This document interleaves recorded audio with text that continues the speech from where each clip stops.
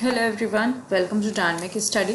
तो आज हम डिस्कस करने वाले हैं चैप्टर 5 का पार्ट 11 और आज का टॉपिक है आपका FOSSEE। ये आपका टॉपिक है। तो चलिए देखते हैं डिटेल में कि ये है क्या।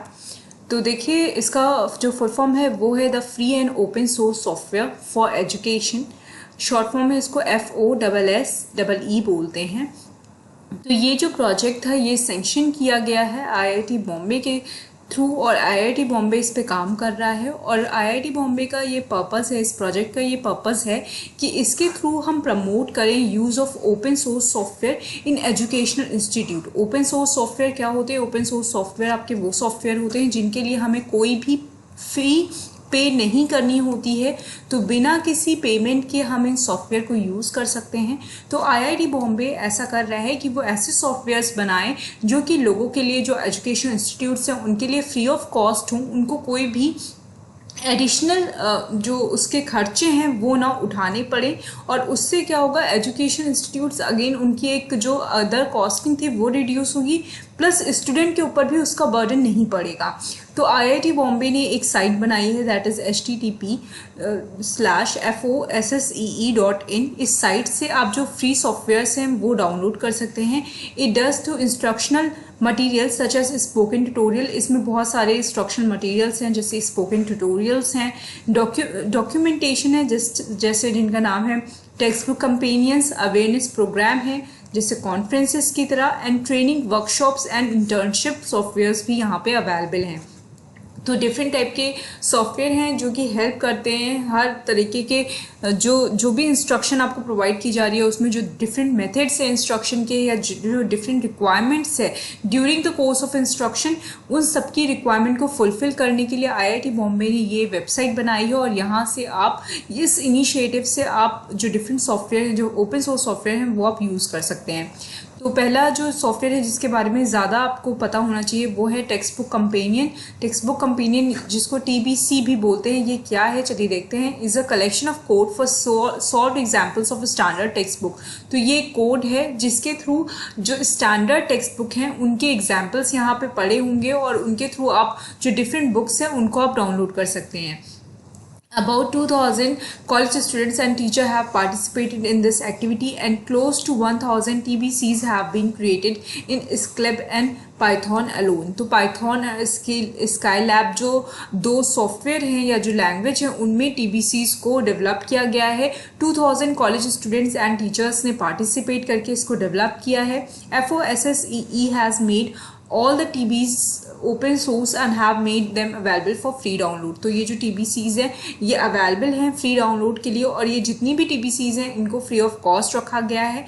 Scilab and Python TBCs are also on the cloud so that one need only a browser to access execute the codes of TBC। तो अगर आपको इसको यूज़ करना है, इन TBCs को यूज़ करना है, इन कोडिंग को आपको यूज़ करना है, तो आप इसके लिए ये क्लाउड पे अवेलेबल है। बस आपको ब्राउज़र चाहिए होगा, आप ब्राउज़र से इसको कभी भी एक्सेस कर सकते हैं, कभी भी इनके कोड्स को एग्जीक्यूट कर सकते हैं। FOSSEE is promoting the well-established open source software OpenFOAM, an alternative of the proprietary software Fluent for computational fluid dynamics, that is DWSIM, and alternative to the proprietary software Aspen Plus for chemical process simulation। तो ये different type की activities आप कह सकते हैं। जैसे अगर आपको डायनेमिक्स में देखना है, फ्लूइड डायनेमिक्स की बात आपको करनी है, तो आपको ये सॉफ्टवेयर आपके लिए प्रोवाइड किया गया है।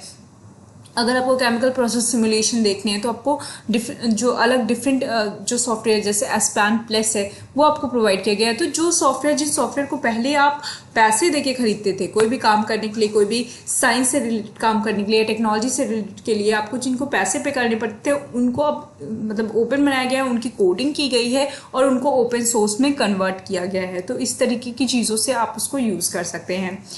FOSSEE has also undertaken several new open source software activities as well, raising Scilab toolbox to that of MATLAB, development of eSIM and electronic design automation software। तो ये क्या है, आपको बेसिकली ये सब जो ये डिफरेंट सॉफ्टवेयर्स हैं इनके बारे में बहुत ज़्यादा डिटेल में नहीं जाना है आपको, बस आपको पता होना चाहिए कि जो डिफरेंट सर्विसेज है वो FOSSE की सर्विस ये है कि ये क्या करता है, ये डिफरेंट सॉफ्टवेयर्स को ओपन सोर्स सॉफ्टवेयर में कन्वर्ट करता है सो दैट जो इंस्टीट्यूट्स हैं वो इनको यूज़ कर पाए, उनको किसी भी तरीके का पेमेंट ना करना पड़े और ना ही स्टूडेंट्स के ऊपर वो जो इनडायरेक्ट कॉस्ट है वो स्टूडेंट के ऊपर आए। तो अफोर्डेबल बनाने के लिए, उसको ईजी एक्सेस बनाने के लिए ये जो इनिशिएटिव है ये लिया गया है। तो यहाँ पे नाम दिए हैं डिफरेंट सॉफ्टवेयर का जो इन्होंने डेवलप करे हैं, जैसे स्काई लैब है जो मेटलैब पे वर्क करेगा, eSIM है, उसके बाद इन्होंने एक ऑरकैड का अल्टरनेटिव डेवलप किया है, संधि करके एक डेवलपमेंट की है एक सॉफ्टवेयर का, इसके अलावा लैब व्यू करके एक सॉफ्टवेयर इन्होंने मतलब डेवलप किया है, फोसी मतलब लैब व्यू के अल्टरनेट में इन्होंने एक सॉफ्टवेयर डेवलप किया। तो जो बड़े बड़े आपके सॉफ्टवेयर हैं जो कि आपके पेड सॉफ्टवेयर थे उनका अल्टरनेट इन्होंने डेवलप किया है जो कि ओपन सोर्स होंगे।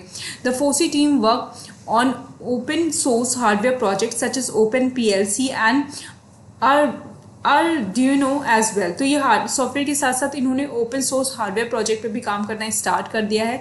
दो all of these project a large number of student across the country have been train. तो इन्होंने क्या किया, इस प्रोजेक्ट पे काम करने के लिए इन्होंने बहुत सारे स्टूडेंट्स को ट्रेनिंग भी प्रोवाइड की है। तो उससे क्या होगा कि जो डिफरेंट स्टूडेंट्स होंगे वो अपनी अपनी इंस्टीट्यूशन से इन सॉफ्टवेयर पे काम कर सकते हैं, कोडिंग कर सकते हैं और इन सॉफ्टवेयर को ओपन सोर्स में कन्वर्ट कर सकते हैं। तो ये बेनिफिट है आपका FOSSE का। तो आई होप ये आपको टॉपिक क्लियर हो गया होगा। कोई भी क्वेरी है तो आप मुझसे पूछ सकते हैं। Thank you so much. Keep on watching and keep on learning.